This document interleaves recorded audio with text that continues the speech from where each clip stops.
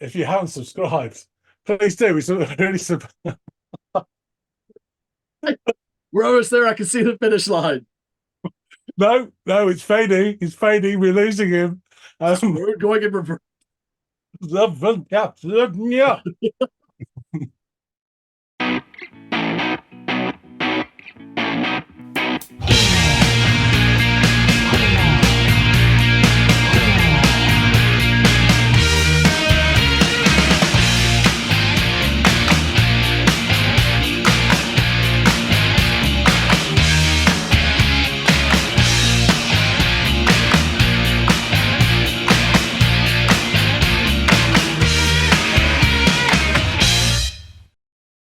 Hey, howdy, folks. Welcome back to another episode of the Audiophiles. Andy, John, and music, right? So, John, you're going to be offering up something for me to scurry off and listen to.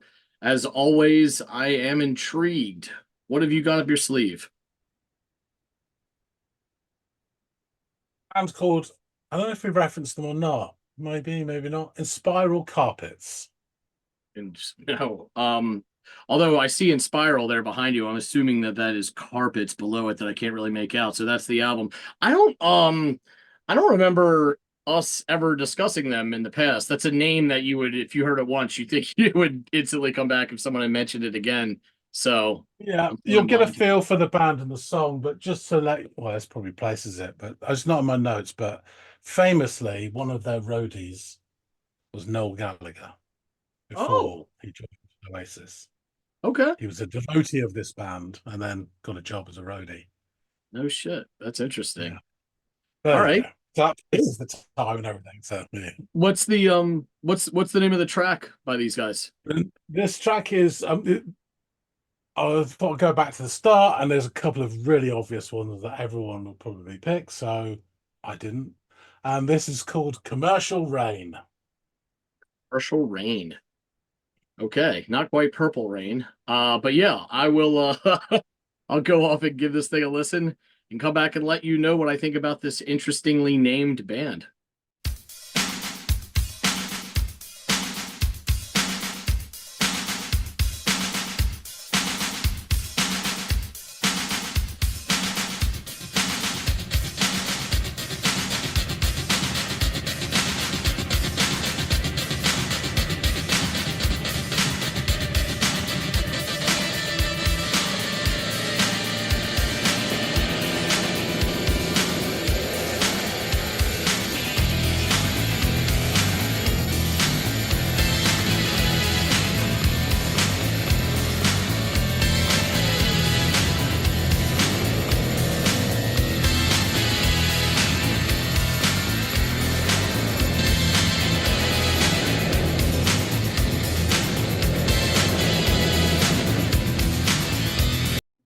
Okay, really liking how this one started. It's got this almost industrial kind of drum beat to start things off. They start building on that. There's like these excellent like auxiliary percussion, like this frictious sounding um, auxiliary percussion used. There's also these sort of like ambient sounds that are coming in and out. Great guitar, little bit of some rolling bass under that. That's sounds awesome. Yeah, liking the way this is kicking off. I'm not sure where we're going to go from here, but we shall see.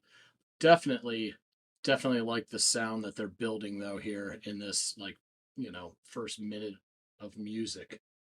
Great.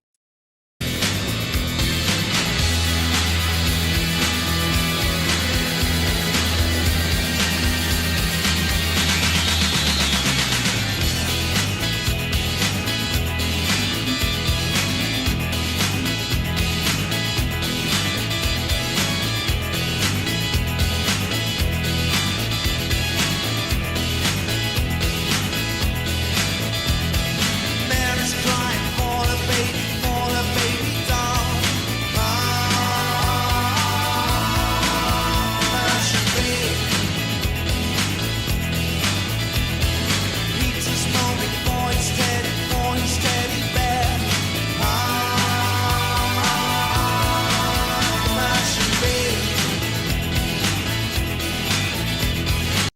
Okay, organ forward sounding keys. I like that. That's adding some nice richness to the sound. I like the sort of ascending harmonization that occurs through these verses. Kind of lifts the feel of the song. Yeah, this definitely has. I don't know. I'm not an expert at all. I've listened to a little bit of what would be called Manchester before really getting into this channel and working with John, but he's definitely given me a bit of a crash course on the sound. This has that. It's sort of that it's dance club music, but it has a more, I don't know, organic kind of approach to it where you get this live band, you get the band performing this, but it's got all the motifs of dance club music, but none of the cliched like guy at a table with a bunch of technology and a pair of cans on his head like this, just pressing buttons. It's I don't know. I don't want to sound pejorative, but it's more real than that. And I do appreciate that a lot. Um, when it comes to the sound and just the vibes of the scene in general. Mary's crying for her baby doll. She's dead. Peter's moaning for his teddy bear. She's dead.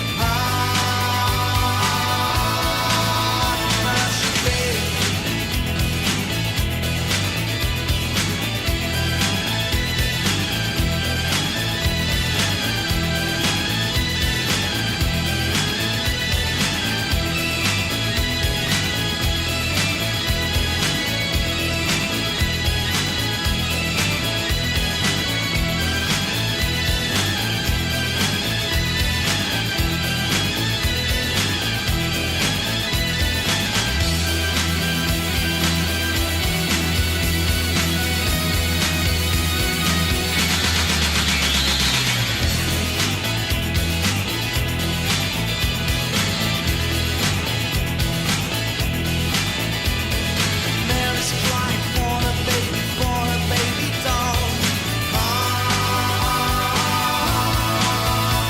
She's dead. She's moaning for his teddy bear. She's dead.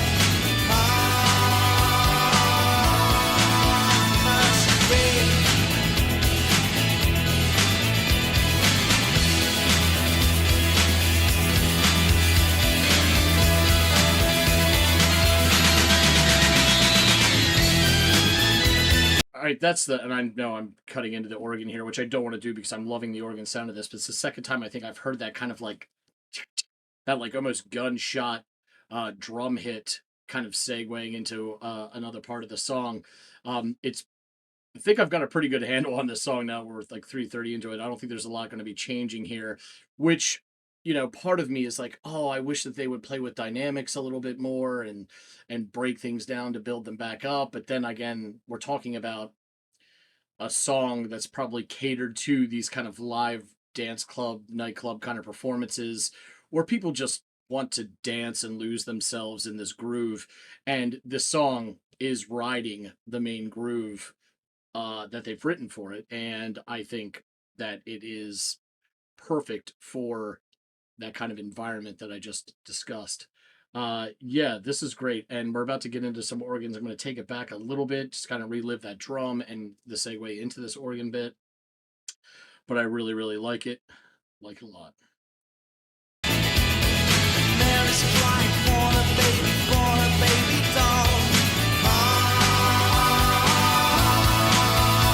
She's dead. She's moaning for his teddy bear. She's dead.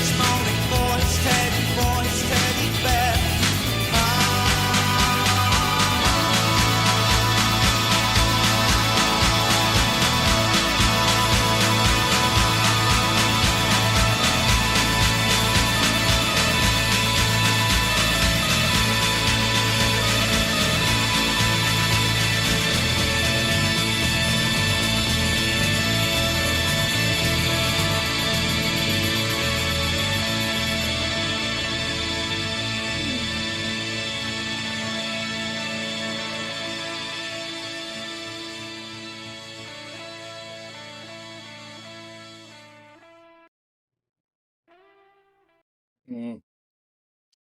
Ah, yeah, I kind of wish that they would have done more at the end musically and could just kind of like jammed out on that a little bit longer. Especially like if I was live and there for the concert and had imbibed on, you know, some particular vices, I would have really loved to have ridden out that jam a little bit longer. Nonetheless, this was a good listen. It was fun too, like watching the kind of visuals and what you might encounter at one of their shows whenever this was. I mean, obviously it was a land before this time. Um, but yeah, it was fun. It had an infectious kind of energy to it. And maybe that's why, because I like that, I wish it went longer. It's not to say that like I didn't enjoy it because it didn't go longer. I did enjoy it and wish it had. Um, yeah, I didn't catch much of the lyrics. It sounded like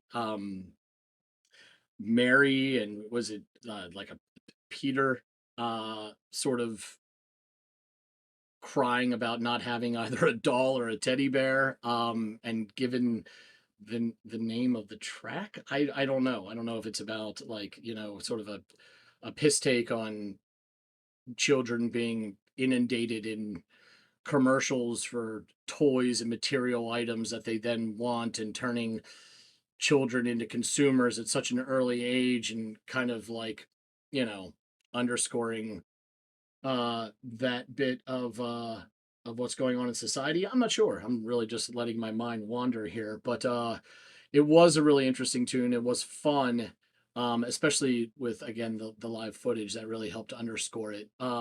I'd love to hear what John has to say about this band and the song if I'm anywhere near the stratosphere of being accurate here about what the song is about. But there's only one way to figure any and all of that out, and that is to return to John promptly. Okay, so you're back. I am. I am. I'm back from the commercial rain. So this was an interesting listen. It starts off and we have this like, I don't know, it's like almost industrial kind of drum like beat. We've got, I don't know if this is, it was one of those ones where I'm watching the video, so clearly I see a guy on a kit, but perhaps produced in such a way that almost gives it like this kind of synthetic kind of sound, like it's affected, or it sounds more manufactured, right? Yeah. But I like it. It's engaging. It's the first thing that hits and gets you going, and then there's like these kind of like they hit in such a way that it almost sounds like clapping, but I know it's not human clapping. One, I know how much you loathe that, and two, you can hear the similarities, but Yeah. no, it's not the same. Um, and then you also have this like stuttered friction sound that's also kind of peppered in, and then there's like these other ambient kind of like guitar or key kind of sounds that are coming in, while also existing resonant guitar that's clear to discern, and some tickling of the keys, I believe. And it kind of grows and it swells. That is something that happens a lot in this song. There's this swelling mechanism that kind of occurs throughout different parts of the music uh, that lifts. It's one of two things that really give a lifting nature to the song, and that swelling of the music and the production thereof is one of those that kind of gives it that lifting motion or momentum. Um, the vocals are introduced, and for the first time, I'm really noticing this like, and maybe just before, but around this time, there's this great chugging bass below all of this. And I thought that was great, wonderful, nothing groundbreaking, but man, did it add so much. Like it was like the locomotive, it was the engine revving underneath this song. Um, and I thought that was great. And there are some sort of, this is the other part that gives the song lift, and maybe this is more from the vocal standpoint, but this repeated every time throughout these like, and I want to say that this is just it's either all a chorus or all a verse, because there's no clear hook to it. It's just it is these words just are, and they kind of repeat, or Yeah. there's two versions that kind of repeat, it sounds like, throughout the whole thing. But there's this like ascending harmonization that occurs during each one of these that also brings with it this like buoyed nature that kind of lifts everything up to the surface. And I really, really like that. And there's I guess there are these like after the ascending vocals, the song kind of like plateaus into this like organ heavy melody that is also a reoccurring theme throughout the song, and I really love the sound of the organs throughout it. I enjoyed speaking of the organ. I enjoyed this like short-lived bit in the 330 something area, where there's like this descending organ note for a little bit there, and it's punctuated with those gunshot drum hits that at least occur twice in the song, like that. Ta, ta, ta, ta, ta. It's so staccato and punchy that every time it happened, I'm like, oh. And the the video is certainly assisting in this, like the visuals. But I'm getting like these dancey Manchester vibes from this song. And I don't know. Okay, good. All right. Because I don't know a lot about, I knew a little bit about Manchester, and you have kind of given me somewhat of a crash course on it from time to time. Um, and there's some of it that leans more into just straight rock sound, but then there's this dance club sort of wing of that sound as well, which this very much what like was cut from that cloth. At least it was to these ears.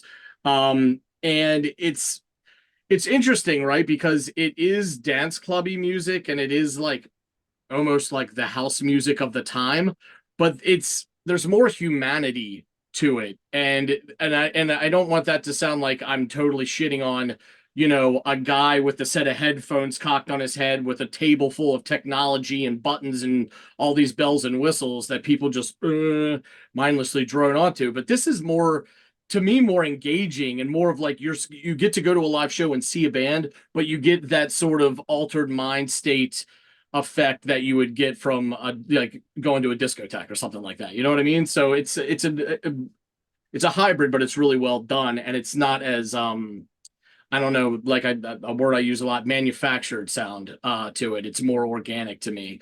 And I enjoyed that a lot, that aspect of it a lot. Um, there's also like scenes from this as well while I'm talking about visuals.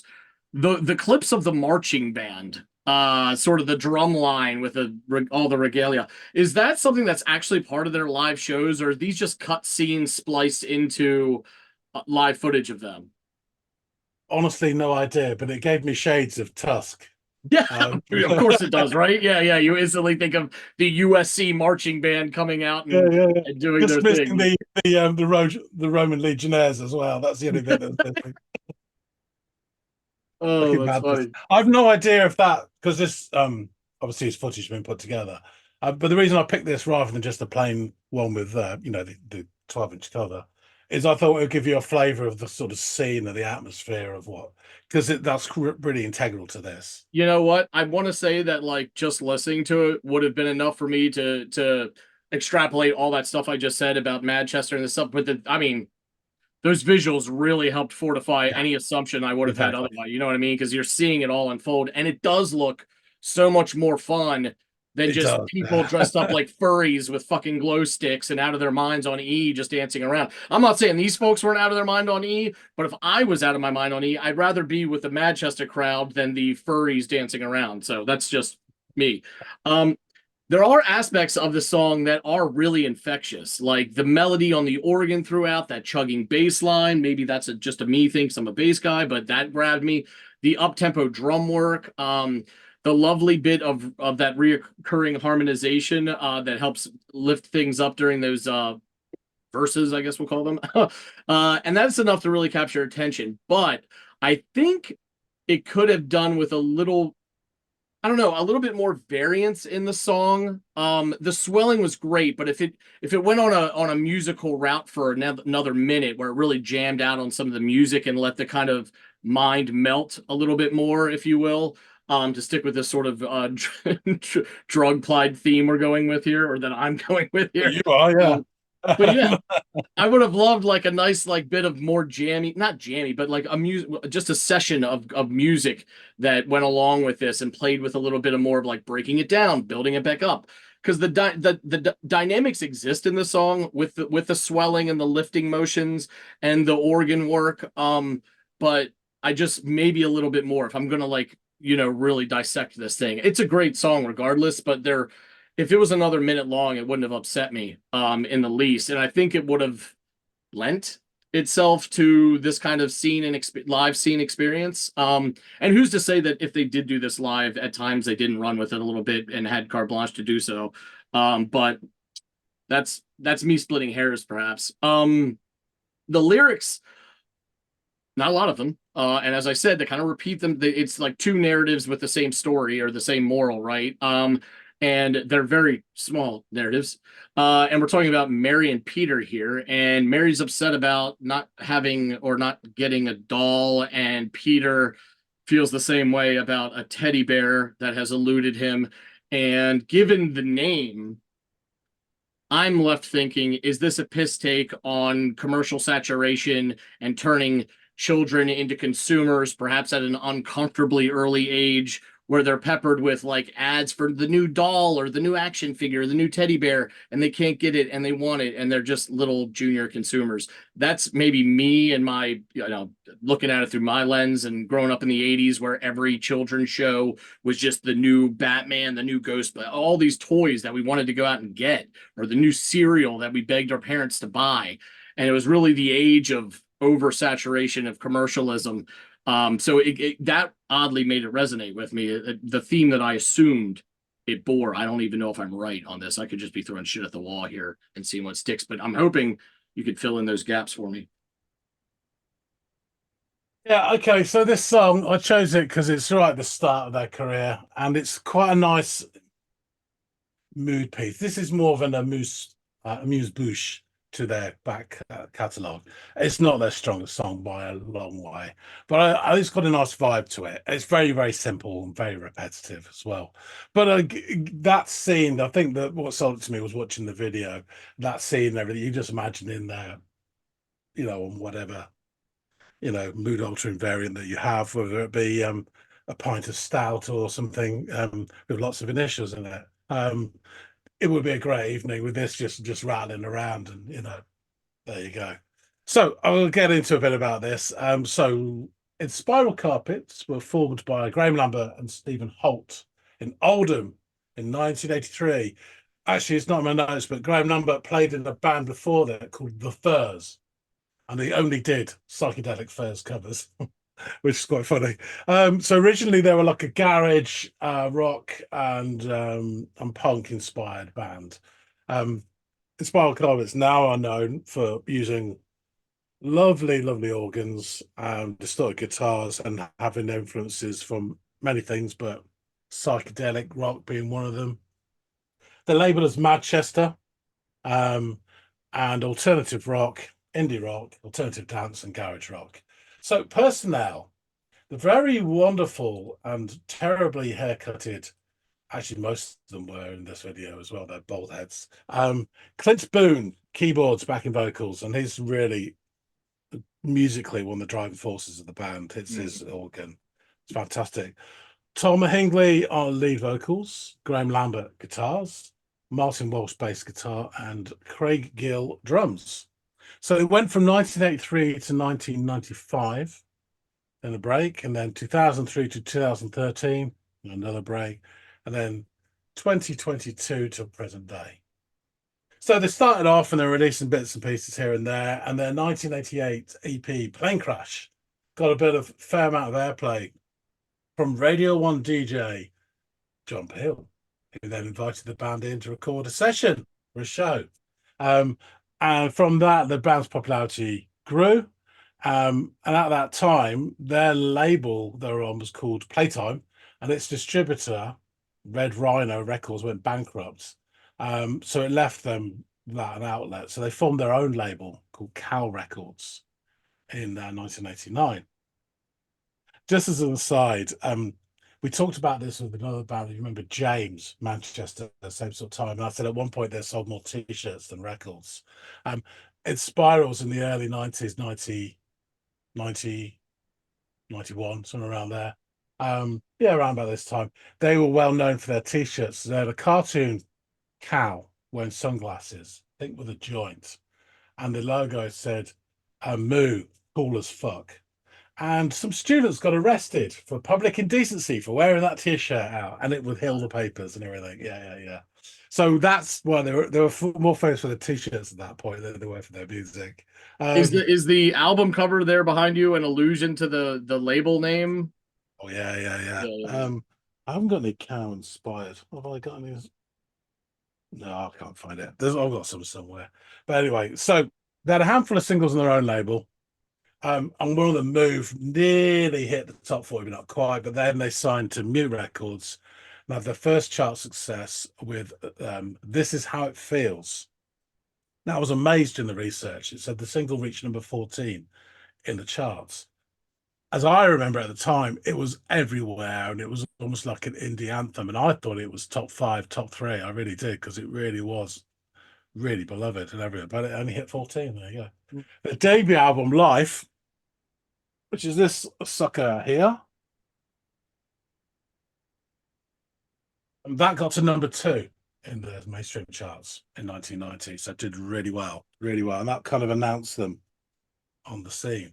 Their second album, The Beast Inside, 1991, very indifferent reviews from the critics, but it still reached number 5. And their third album, Revenge of the Goldfish, I won't put that out, I'll save it for another one, hit the number 17 spot, but yielded 4 top 40 singles, including the highest ever charting single, Dragging Me Down, which hit number 12. And both of those 2 albums were number 1 in the UK indie charts as well.